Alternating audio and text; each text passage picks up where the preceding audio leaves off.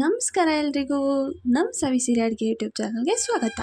ಇವತ್ತಿನ ವಿಡಿಯೋದಲ್ಲಿ ನಾವು ತುಂಬಾ ಆರೋಗ್ಯಕರವಾಗಿರೋ ಮತ್ತು ರುಚಿಕರವಾಗಿರೋ ಮೆಂತ್ಯ ಸೊಪ್ಪಿನ ಪಲ್ಯ ಹೇಗೆ ಮಾಡೋದು ಅಂತ ನೋಡೋಣ. ಅದಕ್ಕೂ ಮುಂಚೆ ನೀವೇನಾದರೂ ನಮ್ಮ ಚಾನಲ್ನ ಫಸ್ಟ್ ಟೈಮ್ ವಿಸಿಟ್ ಮಾಡ್ತಾಯಿದ್ರೆ ತಪ್ಪದೆ ಸಬ್ಸ್ಕ್ರೈಬ್ ಮಾಡಿ ಮತ್ತು ಬೆಲ್ ಐಕಾನ್ನ ಕ್ಲಿಕ್ ಮಾಡೋದನ್ನ ಮರಿಬೇಡಿ. ಮೆಂತ್ಯ ಸೊಪ್ಪಿನ ಪಲ್ಯ ಮಾಡೋದಕ್ಕೆ ನಾವಿಲ್ಲಿ ಒಂದು ಆನಿಯನ್ನ ಕಟ್ ಮಾಡಿ ಇಟ್ಕೊಂಡಿದ್ದೀವಿ. ಅದಾದಮೇಲೆ ಒಂದು ಕಟ್ಟಷ್ಟು ಮೆಂತ್ಯ ಸೊಪ್ಪನ್ನ ಬಿಡಿಸಿ ಚೆನ್ನಾಗಿ ತೊಳ್ಕೊಂಡು ಕಟ್ ಮಾಡಿ ಇಟ್ಕೊಂಡಿದ್ದೀವಿ. ಅದಾದಮೇಲೆ ಇಲ್ಲಿ ಒಂದು ಅರ್ಧ ಬಟ್ಲಷ್ಟು ಕಾಯಿನ ತುರ್ಕೊಂಡು ಇಟ್ಕೊಂಡಿದ್ದೀವಿ. ನೆಕ್ಸ್ಟ್ ಇದಕ್ಕೆ ಒಂದು ಸ್ವಲ್ಪ ಕೊತ್ತಂಬರಿ ಮತ್ತು ಕರಿಬೇವನ್ನ ಕೂಡ ಕಟ್ ಮಾಡಿ ಇಟ್ಕೊಂಡಿದ್ದೀವಿ. ಇವಾಗ ನಾವಿಲ್ಲಿ ಒಂದು ಮಿಕ್ಸಿ ಜಾರ್ ತೊಗೊಂಡಿದ್ದೀವಿ. ಈ ಮಿಕ್ಸಿ ಜಾರ್ಗೆ ನಾವಿಲ್ಲಿ ಒಂದು 5ರಿಂದ 6 ಹಸಿಮೆಣ್ಸಿನ್ಕಾಯಿನ ಹಾಕ್ಕೊಳ್ತಿದ್ದೀವಿ. ಖಾರಕ್ಕೆ ಎಷ್ಟು ಬೇಕೋ ಅಷ್ಟು ನೋಡಿ ಹಾಕ್ಕೊಳ್ಳಿ. ಅದಾದಮೇಲೆ ನಾವಿಲ್ಲಿ ಒಂದು ಬೆಳ್ಳುಳ್ಳಿನ ಬಿಡಿಸಿ ತೊಗೊಂಡಿದ್ದೀವಿ. ನೆಕ್ಸ್ಟ್ ಇದಕ್ಕೆ ಒಂದು ಸ್ವಲ್ಪ ಉಪ್ಪು ಹಾಕ್ಕೊಳ್ತಿದ್ದೀವಿ. ರುಚಿಗೆ ಎಷ್ಟು ಬೇಕೋ ಅಷ್ಟು ನೋಡಿ ಹಾಕ್ಕೊಳ್ಳಿ. ಇವಾಗ ಇದನ್ನೆಲ್ಲ ಮಿಕ್ಸಿ ಮಾಡಿ ತೊಗೊಂಡಿದ್ದೀವಿ. ನೆಕ್ಸ್ಟ್ ಇಲ್ಲಿ ಒಂದು ಫ್ರೈಯಿಂಗ್ ಪ್ಯಾನ್ಗೆ ಒಂದು 3ರಿಂದ 4 ಟೇಬಲ್ ಸ್ಪೂನಷ್ಟು ಆಯಿಲ್ ಹಾಕ್ಕೊಳ್ತಿದ್ದೀವಿ. ಈ ಆಯಿಲ್ ಒಂದು ಸ್ವಲ್ಪ ಬಿಸಿ ಆದಮೇಲೆ ಇದಕ್ಕೆ ನಾವು ಇವಾಗ 1 ಟೇಬಲ್ ಸ್ಪೂನಷ್ಟು ಸಾಸಿವೆ ಹಾಕ್ಕೊಳ್ತಿದ್ದೀವಿ. ಅದಾದಮೇಲೆ 1 ಟೇಬಲ್ ಸ್ಪೂನಷ್ಟು ಜೀರಿಗೆ ಕೂಡ ಹಾಕ್ಕೊಳ್ತಿದ್ದೀವಿ. ಇವೆರಡು ಒಂದು ಸ್ವಲ್ಪ ಚಟಪಟ ಅನ್ನಬೇಕು. ಅದಾದಮೇಲೆ ನಾವಿಲ್ಲಿ ಕಟ್ ಮಾಡಿ ಇಟ್ಕೊಂಡಿರೋ ಆನಿಯನ್ನ ಹಾಕ್ಕೊಳ್ತಿದ್ದೀವಿ.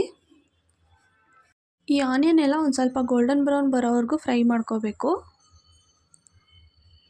ಇವಾಗ ಈ ಆನಿಯನ್ ಎಲ್ಲ ನೀಟಾಗಿ ಫ್ರೈ ಆಗಿದೆ. ನೆಕ್ಸ್ಟ್ ಇದಕ್ಕೆ ನಾವು ತಗೊಂಡಿರೋ ಕರಿಬೇವನ್ನ ಹಾಕ್ಕೊಳ್ತಿದ್ದೀವಿ. ಇದನ್ನು ಕೂಡ ಒಂದ್ಸರಿ ನೀಟಾಗಿ ಮಿಕ್ಸ್ ಮಾಡ್ಕೋಬೇಕು. ನೆಕ್ಸ್ಟ್ ಇದಕ್ಕೆ ನಾವು ಮಾಡಿಟ್ಕೊಂಡಿರೋ ಹಸಿಮೆಣ್ಸಿನ್ಕಾಯಿ ಪೇಸ್ಟ್ ಹಾಕ್ಕೊಳ್ತಿದ್ದೀವಿ.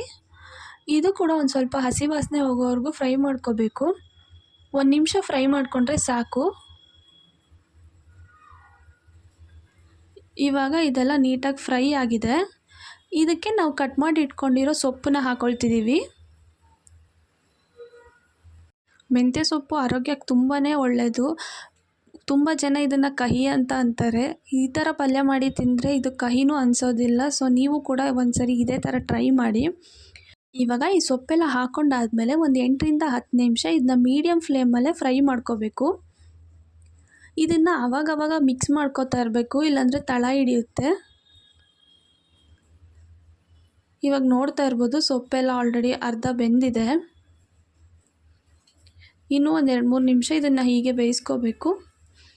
ಇವಾಗ ಇದಕ್ಕೆ ಇನ್ನೂ ಸ್ವಲ್ಪ ಉಪ್ಪು ಶಾರ್ಟೇಜ್ ಇತ್ತು, ಅದಕ್ಕೆ ಸ್ವಲ್ಪ ಹಾಕ್ಕೊಳ್ತಿದ್ದೀವಿ.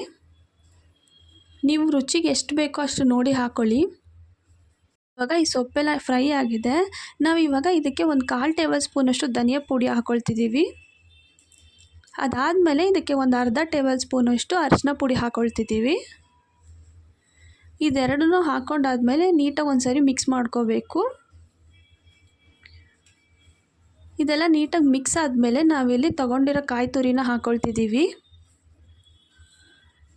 ಈ ಕಾಯಿ ತುರಿ ಎಲ್ಲ ಹಾಕ್ಕೊಂಡಾದ್ಮೇಲೆ ನೀಟಾಗಿ ಒಂದು ಸರಿ ಮಿಕ್ಸ್ ಮಾಡ್ಕೋಬೇಕು.